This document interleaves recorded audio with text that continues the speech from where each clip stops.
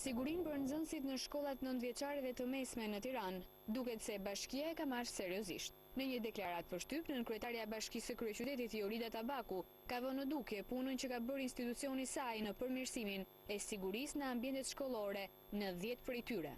Për të përmirësuar cilësinë dhe sigurinë e trafikut, po njëkohësisht dhe të gjithë kushteve të infrastrukturës për shkollat e kryeqytetit. Besoj se ju i keni parë përpjekjet tona energjike, që janë fokusuar kryesisht në 10 shkolla gjatë këtij muaji. Sipas numrit 2 të Bashkisë së Tiranës, kjo nisëm do të vijojë edhe në shkollat e tjera, ku përveç masave mbrojtëse të vendosjes së pengesave në trotuare, do të vendoset edhe sinjalistika rrugore. Por këto do të vazhdojnë dhe do të shtrihen në 36 shkolla të tjera të kryeqytetit, të cilat kanë probleme me sigurinë e trafikut, por njëkohësisht dhe me sigurinë e nxënësve të cilët kalojnë rrugën. Përpjekjet e bashkisë janë fokusuar kryesisht në përmirësimin e gardheve, janë fokusuar në sinjalistikën e rrugës, por njëkohësisht dhe në vendosjen e semaforëve dhe në krijimin e kushteve optimale.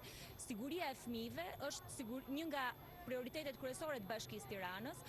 Por në krah të këtyre masave të marra nga Bashkia e Kryeqytetit edhe Policia e Tiranës nuk i kalon pas masat e marra për të vendosur rend dhe qetësi në afërsitë e ambienteve të shkollave, duke lënë në dispozicion përveç se patrullës së përgjithshme edhe punonjës të policisë.